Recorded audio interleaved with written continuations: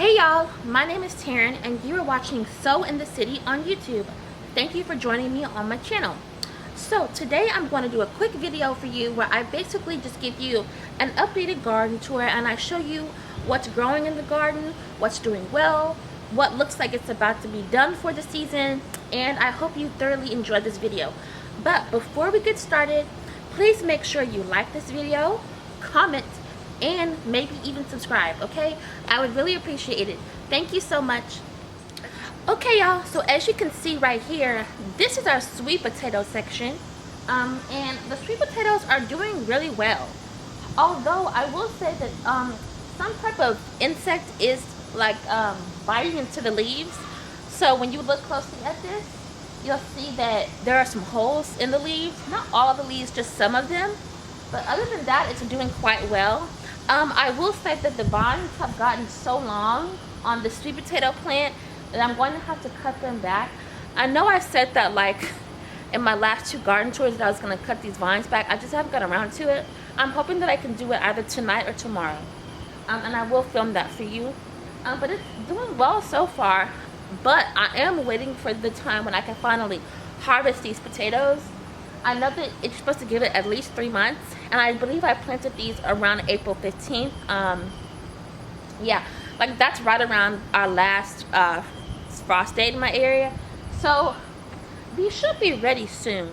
Okay, y'all, so as you can see, this area is really just for my my bell peppers and my butternut squash. I recently planted a butternut squash. And I'll show it to you right here. It's really beautiful. It's doing quite well, but the thing is, I only have like one bloom that's in full bloom on it right now, so it obviously can't get pollinated because you need a male flower and a female flower, and I believe I only have a female flower. I only have a female flower, no male flower. So that's the only issue with this. In this section, you will also see that I have a lot of sweet peppers. They're called sweet peppers in the plant world, but I call them bell peppers. But I have a few plants, like I have about six total sweet pepper plants, and they're doing quite well. I harvested about 2 of them. Well, I successfully harvested 2 bell peppers this past week. Some of them had holes in them, so I had to throw them out. So it would have been like 6 that I successfully harvested. But because some of them had holes in them, I only got to eat 2. And it was kind of frustrating because I put these things. I put these little baggies around them, hoping that it would help. But some of them still had holes in them. I also have a tomato over there. Look, I even see that there's a tomato in this big plant. It's really beautiful and bright, but it has like blossom end rot. So I'm gonna have to figure that out. I don't know why it has blossom end rot. Well, I do know, because we got a ridiculous amount of rain these past few days, and before that it was like pretty much a drought in my area. So probably the changes in rain could have probably caused that. This bed is doing quite well, but I will say that because we're already in August, I'm getting to the point where I'm ready to transition to fall. And what that means is I'm probably going to take some of these things out of the raised beds. I probably will leave some things in the grow bags, but the raised beds, I might just go ahead and take some stuff out. We'll see. Hey y'all, okay, so in this section you will see that I have some tomatoes right here. There's also another tomato over here. I'll give you a close-up look at that. And they are doing okay. The smaller tomato actually has more tomatoes on it. The taller tomato has blooms, but not a lot of actual tomatoes on it. Probably because I just had, it hasn't been pollinated properly yet. And that is okay, because like I said, I'm honestly at the point right now where I'm ready to transition between seasons. So, and I also have some beautiful marigolds right here. I'm sorry, these are zinnias. I also have some beautiful zinnias right here, and I'm really happy about that. They've been blooming beautifully all summer long. So as you can see, this bed is pretty much done for the season. I went ahead and taken everything that was in this bed out, and basically all that was in this bed was yellow crookneck squash and zucchini squash. So So that has been taken out of this bed.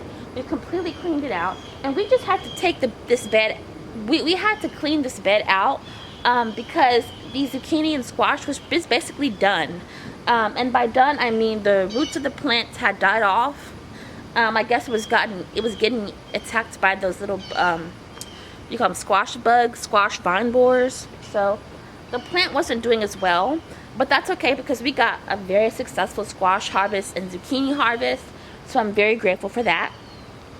But we still have this beautiful marigold plant. If you can see that, this plant is beautiful. It's still producing beautiful flowers, and I'm in awe. It's beautiful. Okay guys, so if you can already tell, behind me you can see our fruit trees. This is like our fruit tree area, our fruit forest, if you will. We have a lot of fruit trees.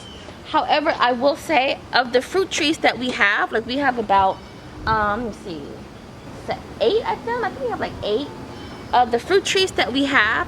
The only ones that actually produce fruit were the peach trees back there.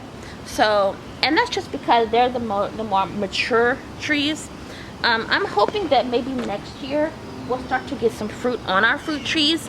But like I've said in past videos, we have a plum tree, an apple tree, 3 citrus trees that consist of lemon and lime, and an orange tree, and we also have an avocado tree. So I just have to be patient and just, you know, let things happen as they come. But yeah, we've gotten a nice peach harvest that I'll also show in this video, and my dad might make some peach cobbler with that, so that would be really nice to see. Okay y'all, so now we're in the other section of the garden, and you can see behind me there's a lot of vines right here, and that's because this is primarily cucumber plants as well as black-eyed pea plants. I don't know if it was the best thing to plant them right next to each other, just because they take up lots of space, and I don't know if it's so good to put them so close to each other. But either way, both of them are doing quite well. I basically planted a plant called silver slicer cucumber, and I also planted Boston pickling cucumber. Those are different types of cucumbers, obviously. I planted the silver slicer because it's supposed to be more disease resistant, and I will say, comparing the two, silver slicer is more disease resistant than the other one, the Boston pickling. So that's good. Hey y'all, okay, so now we are in the watermelon section of the garden, and as you can see behind me, these vines are going crazy. They are just growing. They're almost at the top of the trellis, and I'll show a close-up, but there are quite a few melons on the vine. These are honeydew melons. Out of all the melons that we have, these are doing the best, okay? But we do have an actual watermelon on the vine right there. And I do believe we have another watermelon behind it. There it is. Oh, there it is. Yeah. That one is growing so very slow, but it is there. But yeah, our melons are doing okay. We definitely know that we will have a lot of honeydew melons to harvest, but we are just being patient with the actual watermelons. They're taking a little bit longer to grow, but we're just being patient. And like I said, we have 2 that are growing ever so slowly, but they are growing. So, and now this is the last raised bed that I will show you today. I know I've mentioned this in like the last 3 videos, but I promise I will harvest this sage one of these days. I promise. But besides the beautiful sage that smells divine, we have some Roma tomatoes that you can see right here. So beautiful. And we have some okra all the way back there. In fact, my dad and I actually harvested a few okra from the plant tonight. Now I'm not even sure if I'm supposed to be like freezing okra, but I put my okra in the freezer. So I don't know if you're supposed to do that, but that's what I do, so that I can preserve it and use it at a later date. This right here is green beans. So these green beans, you know what, they're basically at the end of their life cycle right now. They're getting ate up a little bit, and that's okay, because I've gotten so many green beans from these plants, and I'm very grateful for them. But I will be pulling these up tomorrow probably.